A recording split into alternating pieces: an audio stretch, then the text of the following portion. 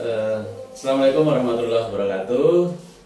Selamat siang teman-teman sekalian. Perkenalkan, saya Wasilin, apoteker dari Rumah Sakit Umum Daerah RAA Cokronegoro Purworejo. Pada saat ini saya akan menyampaikan atau diskusi tentang dampak dari teknik injeksi insulin yang kurang tepat. Mudah-mudahan dari penyampaian ini ada manfaatnya untuk kita semua.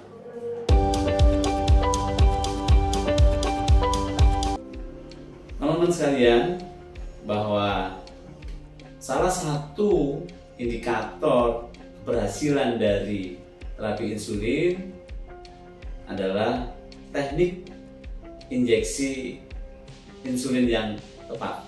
Sehingga ketidaktepatan pada saat injeksi insulin akan berdampak pada kurang maksimalnya atau optimalnya dalam keberhasilan terapi. Beberapa hal kaitannya dengan teknik injeksi insulin yang tepat adalah yang perlu dicermati. Yang pertama, mulai dari persiapan, kemudian tahap penyuntikan, dan juga pasca penyuntikan. Ya. Yang pertama terkait dengan persiapan, tentunya harus dipastikan insulinnya itu masih baik, ya, masih baik. Ya, jadi bisa dicek dulu sebelum disuntikkan. Kemudian yang kedua adalah jarum. Nah, pemilihan jarum juga harus tepat agar pasien nanti menjadi nyaman.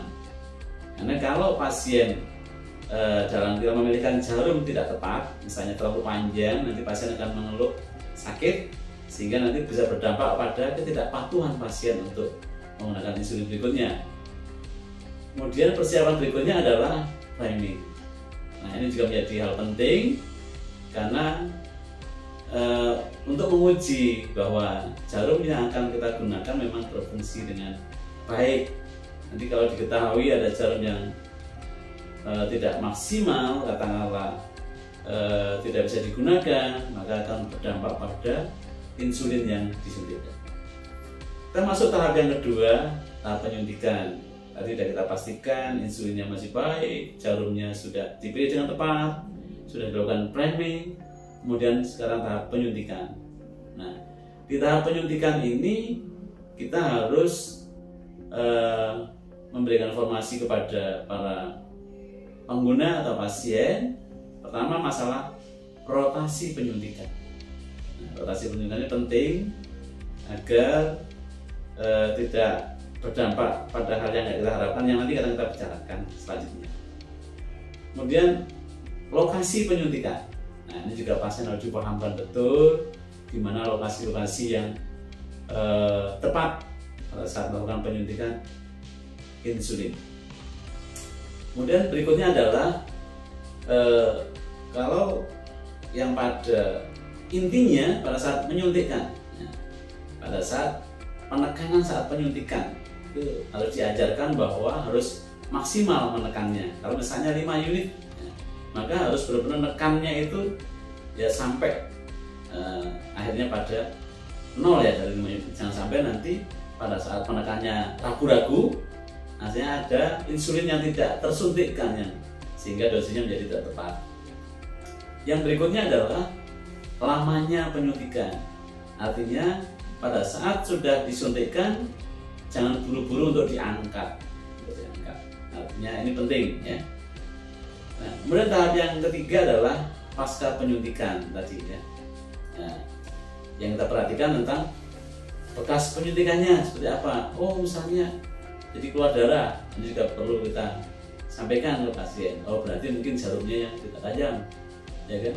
Kemudian tadi kaitannya dengan setelah disuntik ya, lamanya penyuntikan biasanya dihitung sampai dengan hitungan 10 lah kira-kira, agar memastikan semua insulin yang kita suntikan sudah masuk. Nah, yang terakhir yang tidak kalah pentingnya adalah pengelolaan jarum. Ya, jarum bekas untuk suntikan harus dikelola dengan baik, jangan sampai nanti ini membahayakan pasien atau lingkungannya. Nah, itu harus dimasukkan dalam tempat sampah yang kita ajarkan kepada pasien, bisa menggunakan kaleng yang sudah tidak terpakai atau benda lain yang kira-kira tidak mudah pecah.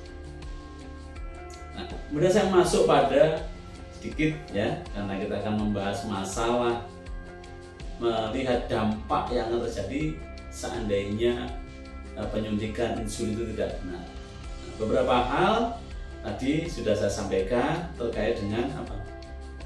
Yang pertama adalah yang perlu kita cermati katanya dengan risiko yang dapat menyebabkan, potensi yang dapat menyebabkan terjadinya penyuntikan insulin yang tidak tepat adalah jarumnya, kemudian ada tadi ya persiapannya, ada primingnya, ya, kemudian rotasinya, kemudian teknik penyuntikannya. Ya tadi jarumnya kadang-kadang ya digunakan reuse ya, dan berkali-kali juga berdampak pada jarumnya menjadi tidak tajam, nanti juga akan berdampak pada nyeri pada saat disuntikan. Kemudian tadi kalau tidak priming, kita nggak bisa mengetahui bahwa jarumnya berfungsi dengan baik atau tidak. Kemudian yang berikutnya, yang ketiga adalah rotasi. Ya, pasien harus diajarkan tentang merotasi penyuntikan itu, harus berpindah-pindah, nggak boleh dalam satu tempat. Teknik rotasinya juga harus kita ajarkan agar nanti pasien paham ya, karena pasien menggunakan sehari bisa 3 kali ya, 2 kali penyuntikan ya, sehingga harus memahami. Berikutnya adalah lokasi penyuntikan. Nah, nanti perlu kita ajarkan terutama nanti apabila ada tempat-tempat penyuntikan yang diduga terjadi adanya lipohipertrofi. Kemudian dampak dari teknik penyuntikan yang tidak tepat, ya kan? Jadi dampaknya apabila tadi misalnya kita menggunakan jarum yang reuse, ya kan? Nanti akan nyeri, ya, nyeri pasien. Kemudian juga ada resiko dosis yang tidak sesuai yang akan masuk, ya kan? Nah, nyeri itu juga berdampak pada pasien menjadi tidak taat atau tidak patuh menggunakan insulin, nanti bisa beralih ke yang tadinya menggunakan insulin jadi tidak menggunakan insulin. Kemudian yang kedua adalah misalnya tidak melakukan priming, ya, resikonya nanti dosisnya juga tidak sesuai, ada yang tidak masuk ya, karena ada ya sumbatan atau halangan masuknya insulin ke dalam tempat penyuntikan. Ya, kemudian apabila tidak melakukan rotasi, nah, dampaknya apa? Bisa terjadi lipohipertrofi. Ya, ini yang akan kita bahas lebih detail nanti kaitannya dengan resiko lipohipertrofi akibat dari teknik penyuntikan insulin yang tidak tepat. Kemudian juga kalau tidak rotasi juga berdampak pada tadi nyeri ya, nyeri. Sehingga nanti kalau nyeri ya pasien jadi tidak taat lagi. Kemudian yang dampak yang keempat adalah terkait dengan apabila lokasi penyuntikannya tidak tepat, ya sama, nanti bisa berdampak pada lipohipertrofi dan juga nyeri sama dengan tadi apabila tidak rotasi. Nah, tadi saya singgung tentang lipohipertrofi. Apa sih sebenarnya lipohipertrofi itu? Nah, yaitu bahwa yang dimaksud dengan lipohipertrofi adalah penumpukan lemak di bawah permukaan kulit, ya, nanti akan teraba sebagai benjolan yang menyerupai karet, yang dikatakan biasanya abrasion, ya. Jadi penumpukan lemak ini kalau kita tidak ajarkan kepada pasien atau terjadi lipohipertrofi ini, nanti akan berdampak pada ketidakberhasilan atau tidak optimalnya pada penyuntikan insulin. Katakanlah dosis yang masuk akan menjadi kurang sesuai dengan yang kita harapkan. Misalnya kita mengharapkan 3 unit yang masuk, nanti bisa kurang dari 3 unit. Ini dampak dari lipohipertrofi. Jadi kalau sudah muncul benjolan seperti karet, seperti itu. Nah, apa sebenarnya penyebab dari lipohipertrofi? Penyebabnya adalah yang pertama, penyuntikan insulin berulang-ulang di tempat yang sama. Jadi kalau pasien menyuntikkan yang tidak melakukan rotasi tempatnya itu saja, maka akan berdampak pada terjadinya lipohipertrofi. Kemudian yang kedua yang menyebabkan adalah penggunaan jarum suntik yang reuse, ya. Penggunaan jarum suntiknya berulang-ulang, ya. Jadi apalagi sampai beberapa kali nanti bisa kumpul jarumnya, ya kan? Kemudian yang ketiga adalah terkait dengan ya kemurnian dari insulin. Kalau ini udah dari pihak pabrik lah, insya Allah insulinnya sudah benar-benar kondisinya baik. Tapi dua hal yang bisa dikelola oleh edukator pengguna insulin maupun yang kita sampaikan pada pasien pengguna insulin, ya, yaitu tentang tempat penyuntikan, ya. Jangan menggunakan tempat penyuntikan yang sama, tadi harus merotasi, dan juga tidak menggunakan jarum yang reuse. Ya, faktor risiko terjadinya lipohipertrofi itu tadi, ya, berdasarkan penelitian sudah diteliti nih, ternyata memang penyebabnya adalah pemakaian jarum insulin yang berulang, ya kan? Kemudian adanya kesalahan dalam rotasi penyuntikan, ya kan? Kemudian yang ketiga adalah durasi lamanya terapi insulin. Nah, ternyata bahwa semakin lama pasien menggunakan insulin, juga ada risiko, ya, terjadinya lipohipertrofi. Nah, hal-hal ini bisa dikelola dengan baik agar risiko ini tidak terjadi. Jadi, ya, kaitannya dengan jarum insulin, ya, disarankan agar tidak menggunakan jarum yang reuse, ya. Kemudian pasien diajarkan tentang merotasi dalam melakukan penyuntikan, dan juga tadi, ya, kalau lamanya tentunya yang penting dilakukan rotasi akan menjadi meminimalkan terjadinya lipohipertrofi. Nah, berdasarkan penelitian terkait dengan penggunaan jarum yang reuse, ya, dan reuse, ternyata itu ada 1 dari 2 pasien itu melaporkan menggunakan jarum itu secara reuse. Artinya begitu banyak pasien yang menggunakan jarum insulin secara reuse. Kemudian juga ditemukan 1 dari 3 pasien itu ditemukan melakukan pemakaian jarum reuse 6 kali atau lebih, ya. Ini luar biasa. Jadi 1 dari 3 pasien, artinya sepertiga dari jumlah pasien yang menggunakan itu ditemukan menggunakan jarum reuse sampai dengan 6 kali. Nah, nanti seperti apa kalau jarum digunakan sampai 6 kali, nanti di lanjutan laporan berikutnya. Ya, ini masih terkait dengan resiko lipohipertrofi, ya, yang meningkat seiring dengan peningkatan frekuensi jarum dalam reuse, ya. Semakin banyak frekuensi, artinya jarum itu digunakan berapa kali semakin meningkat, ternyata resiko lipohipertrofinya juga semakin meningkat. Dari penelitian itu diperoleh bahwa kalau reuse sampai dengan 2 kali, ternyata resiko terjadinya lipohipertrofi itu bisa sampai dengan 54%. Ya. Kalau reuse-nya menggunakan jarum sampai dengan 3 kali, ternyata resiko lipohipertrofinya bisa sampai 76%. Dan ini tadi yang 1 dari 3 pasien, ya, yang reuse-nya lebih dari 6 kali atau lebih, itu risiko lipohipertrofinya bisa sampai 85%. Luar biasa dampak dari penggunaan jarum yang reuse terhadap risiko lipohipertrofi, ya, bisa 50 sampai 85%. Dan ternyata banyak pasien yang kurang peduli dan tidak mengikuti aturan penyuntikan. Ini tentunya para apoteker, ya, sebelum menyerahkan insulin punya peran yang bisa dimaksimalkan, ya, karena ini ada pemahaman pasien yang keliru, atau mungkin pasien yang tidak memahami secara benar tentang teknik penyuntikan insulin ini, ya, sehingga ini berdampak pada tadi kurang kepedulian. Kalau pasien itu tidak paham tentang hal-hal yang dilakukan itu bisa berdampak buruk, tidak kita edukasikan, maka membuat pasien menjadi kurang peduli. Ya, ini ternyata ditemukan bahwa banyak pasien yang kurang peduli dan tidak mengikuti aturan penyuntikan. Ya. Apa hasil dari penelitian itu? Hampir 30% pasien tidak melakukan rotasi penyuntikan dengan benar.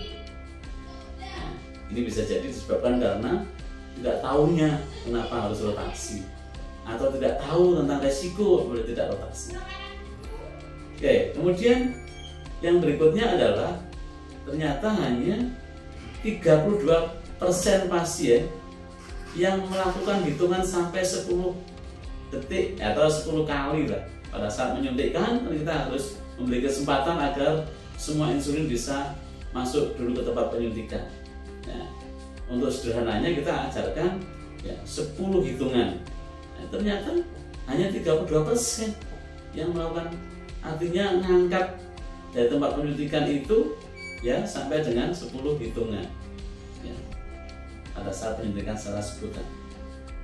25% pasien yang melakukan cubit ya tidak benar. Artinya apa?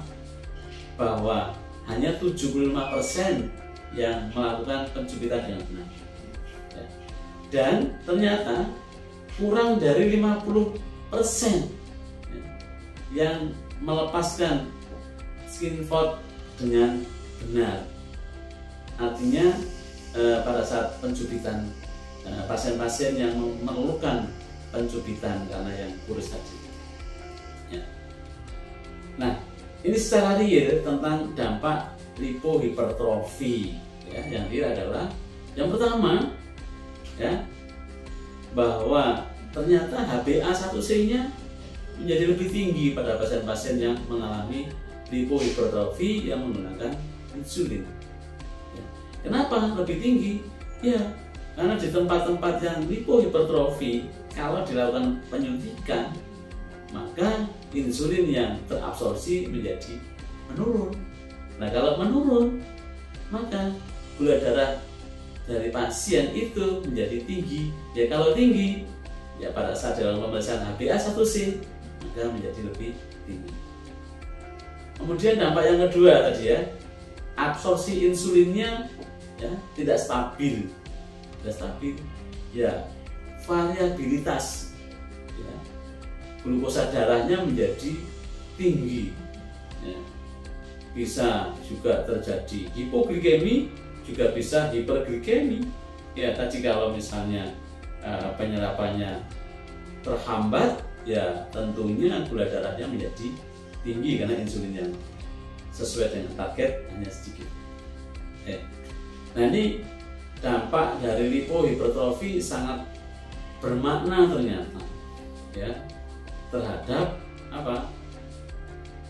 Output yang diharapkan kaitannya dengan penggunaan insulin itu. Ya. Yang pertama adalah ternyata dampak dari lipohipertrofi ya 0,55 ya. Itu HbA1c-nya itu lebih tinggi dibandingkan dengan yang penyuntikan tidak di area lipohipertrofi. Ya, artinya 0,55 ya, dari angka HbA1c ya, lebih tinggi dari rata. Kemudian yang kedua, bahwa rata-rata hipoglikemi ya, yang tinggi dan variabilitas glikemiknya juga menjadi tinggi, tidak menentu lah tentunya ya, bisa menjadi hipoglikemi, bisa menjadi hiperglikemi gara-gara kita melakukan penyuntikan di area lipohipertrofi ya. Kemudian yang ketiga, tentunya ini berdampak pada apa? Karena di daerah lipohipertrofi itu ada hambatan absorpsi, sehingga ternyata pasien membutuhkan rentan itu sampai dengan 10,1 unit harus ditambahkan dosisnya agar apa? Agar target pengendalian gula darahnya tercapai. Kalau nggak tercapai, sehingga harus menaikkan sampai 10,1 unit internasional untuk dosis insulin. Kemudian dampak yang berikutnya lebih buruk lagi adalah ya dampak dari tadi, bahwa karena insulinnya itu dosisnya tidak sesuai dengan yang diharapkan, tentunya dampaknya gula darahnya akan menjadi tidak terkendali, ya yang jangka panjangnya lebih sering terjadi diabetik ketoasidosis, risiko dari penyuntikan di daerah lipohipertrofi. Ya, ini secara umum bahwa tentunya kejadian lipohipertrofi ini akan dapat mempengaruhi pengelolaan untuk pasien diabetes mellitus.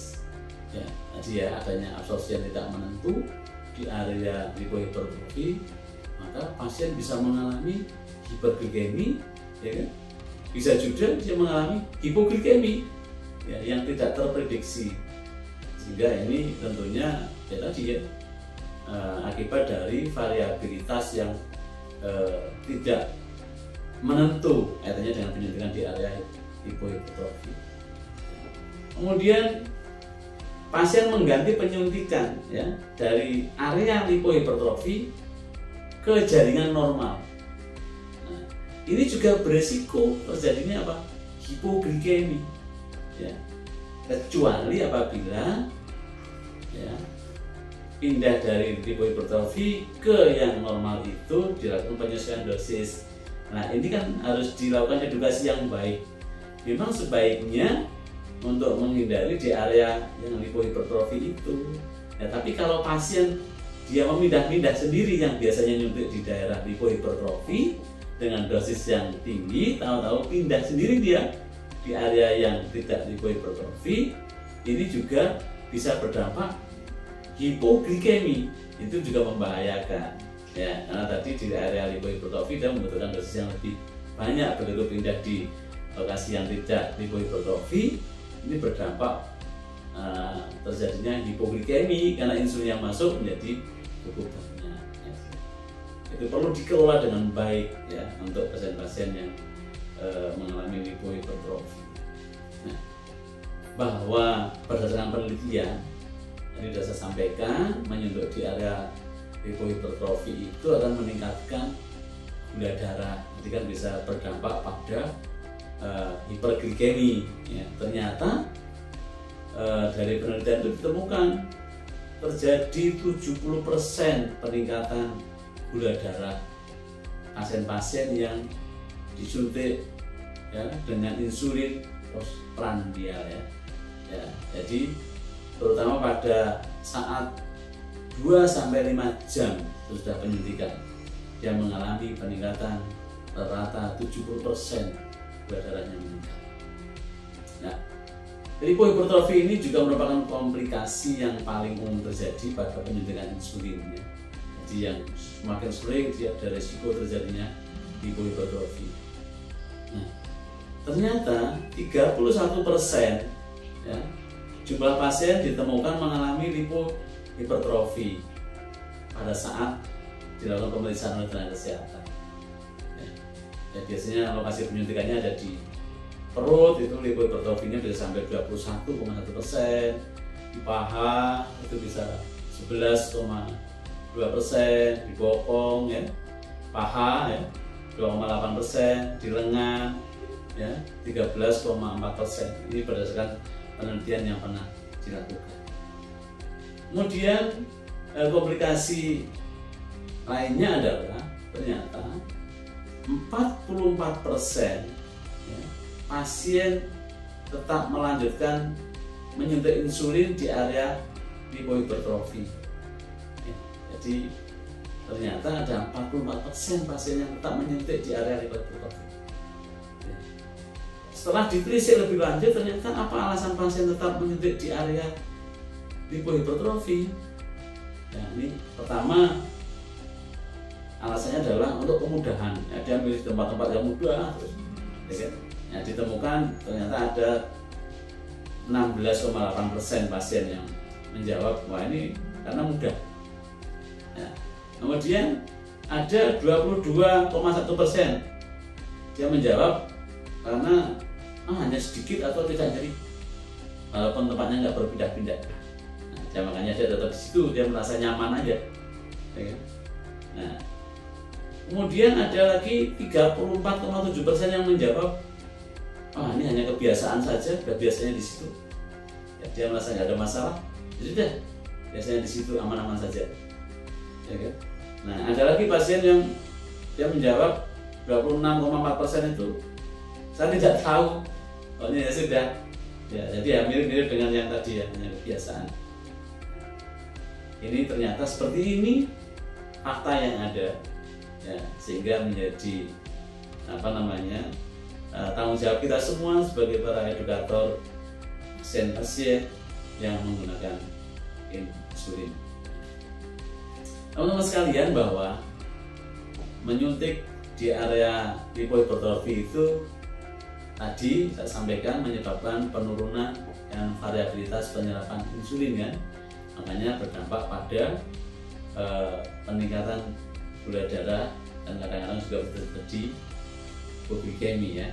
Nah, berdasarkan penelitian yang dilakukan, ternyata 21% itu terjadi penurunan penyerapan insulin apabila pasien menyuntikkan di area lipohipertrofi.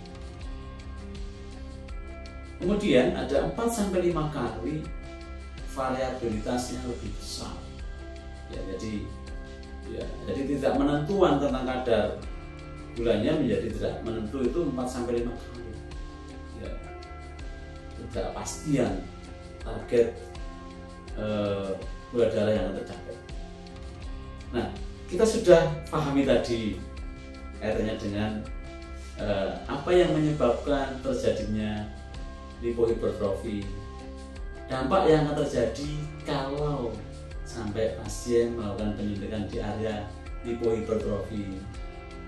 Nah, tentunya dari dampak-dampak tadi kita sudah pahami, ya, kita sebagai edukator punya peran dan tanggung jawab yang besar, ya, yaitu untuk memahamkan para pasien pengguna insulin agar mereka bisa mengerti atau mencegah agar kejadian lipohipertrofi itu bisa dihindari. Dan kalau sampai terjadi ada kejadian lipohipertrofi, maka target pengendalian gula darah pada pasien itu tetap terjaga dengan baik. Ya, apa itu? Ya, kita harus melakukan edukasi pada pasien. Edukasinya yang pertama adalah kita edukasi tentang cara penyuntikan insulin. Ya, kita ajarkan cara menyuntik, ya, menggunakan insulin yang benar, ya. Ya, tadi dari awal karena dari persiapan penyuntikan sampai paskanya kita ajarkan yang benar, ya kan?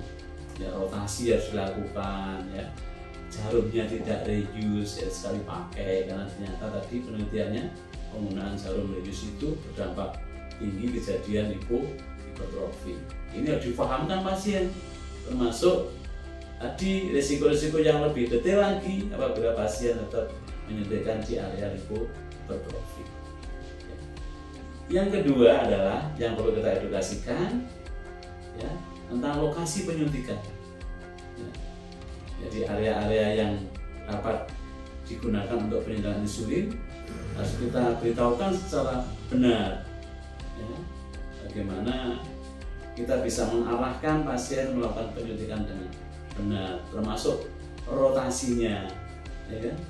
Rotasinya, termasuk meraba di area penyuntikan. Siapa tahu sudah terjadi lipohipertrofi, ya kan? Ada nggak benjolan, ya, seperti karet, ya. Kemudian ya kita ajarkan jangan menyuntik di area yang lipohipertrofi, karena tadi dari penelitian yang saya sampaikan tadi bahwa kalau menyuntik di area yang lipohipertrofi maka terjadi variabilitas, ya, kadar penyerapan insulinnya itu menjadi tidak menentu. Yang ini juga akan berdampak pada variabilitas, ya, gula darah pada pasien, ya, setelah menggunakan insulin juga tidak menentu. Kemudian edukasi yang berikutnya kepada pasien yang ketiga adalah, ya, kita edukasikan tentang pemberian pengertian tentang lipohipertrofi. Pasien diajarkan, difahamkan apa itu lipohipertrofi dengan bahasa yang sederhana saja, ya kan? Nah, kita ajarkan pada pasien itu bagaimana cara mendeteksi pada pasien itu sudah terjadi lipohipertrofi atau belum, ya. Kemudian bagaimana cara mengenali tadi ya bentuk dari lipohipertrofi sehingga pasien menjadi paham, ya. Dan yang terakhir tentunya adalah kita ajarkan, ya kan, resiko adanya lipohipertrofi apabila pasien tetap menyuntikkan di area lipohipertrofi. Harus kita jelaskan. Nah, kalau pasien nanti sudah paham tentang resiko-resiko yang terjadi apabila tetap menyuntik di area lipohipertrofi, maka tentunya dari hal-hal yang dipahami itu pasien akan menyadari sehingga mereka menjadi peduli akan bahaya terjadinya lipohipertrofi, termasuk resiko kalau tetap menyuntikkan di area lipohipertrofi. Kalau kita ngajarkan tentang rotasi penyuntikan insulin, misalnya yang di area abdomen ya, abdomen bisa ya kita ajarkan bisa menjadi 4 kuadran di situ ya. Ya kalau bisa kita ajarkan biar pasien tiap minggu di kuadran 1 ya kan, misalnya di abdomen itu kita bagi biar untuk mengingatnya mudah dan juga nanti berputar ya. Mutarnya juga kita ajarkan yang konsisten sehingga nanti tidak lupa pasien itu. Kalau misalnya mutarnya searah jarum jam ya selalu searah jarum jam. Lalu kemudian bagaimana untuk rotasi itu? Ya, rotasi ya tentunya suntikan satu dengan yang berikutnya kita beri jarak ya kurang lebih 1 cm atau mudahnya jaraknya 1 jari ya, nanti nyuntikannya jaraknya 1 jari sehingga nanti pasien bisa memahami dengan mudah ya, tentang rotasi penyuntikan ini. Kemudian berikutnya adalah tadi terkait dengan penggunaan jarum ya, yang tadi ditemukan dari penelitian itu ada yang menyuntikkan sampai dengan menggunakan jarum itu reuse-nya sampai dengan 6 kali. Nah ini contoh-contoh jarum pada saat baru dan masih kuncing dia ya, digunakan sekali masih terlihat masih mirip lah dengan katakan digunakan udah agak sedikit tumpul ya. Nah kalau 2 kali udah tampak tumpul ya, 3 kali udah. Kalau kita ngelihat tipe besar itu rasanya nggak layak dipakai itu, dan mulai nyeri. Apalagi yang 4 kali udah lebih parah ya, apalagi yang 5 kali. Nah jadi itulah gambaran dari jarum yang masih baru digunakan sekali sampai 5 kali ya, artinya jarum yang digunakan secara reuse ya. Ini tadi ya saya ulas kembali tentang dampak menggunakan jarum reuse ya. Tadi jarum reuse kan jarumnya bengkok tuh. Nah kalau bengkok nanti disuntikkan nyeri ya kan, juga nyeri itu berdampak pada pasien jadi tidak taklak dengan insulin dan juga bisa berdampak pada terjadinya lipohipertrofi yang justru malah membahayakan. Kalau dampak menyuntik insulin di area lipohipertrofi tadi, kalau kita ambil garis besarnya tadi ya, absorpsi insulin di tempat lipohipertrofi itu tidak dapat diprediksi. Makanya dampaknya apa? Terjadi variabilitas yang tinggi ya penyerapan insulin di area lipohipertrofi. Nah, dia bisa menjadi, kalau misalnya di situ ada hambatan dalam penyerapan, ya berdampak pada terjadinya ya hiperglikemia. Ya gula darahnya nggak terkendali karena insulinnya bisa masuk hanya sedikit, ya, yang lainnya terhalang untuk terabsorpsi. Bisa juga dia mengalami hipoglikemia, makanya variabilitasnya sangat tinggi. Nah, endingnya adalah berdampak pada pengelolaan DM menjadi tidak terkendali. Ya, kalau tidak terkendali, pasien tentunya akan mendapat komplikasi dari penyakit DM yang tidak terkendali. Demikian terkait dengan lipohipertrofi. Mudah-mudahan bisa untuk menjadi pengingat kita semuanya, atau bisa menjadi wawasan untuk yang belum pernah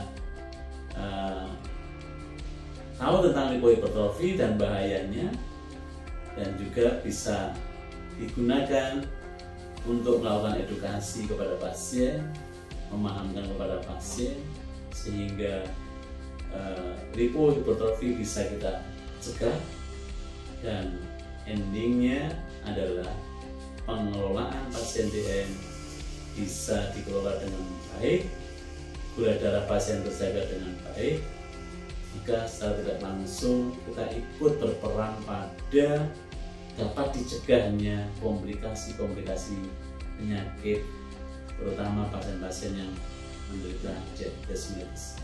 Terima kasih, semoga bermanfaat. Saya akhiri, billahi taufiq wal hidayah. Wassalamualaikum warahmatullahi wabarakatuh. Selamat siang.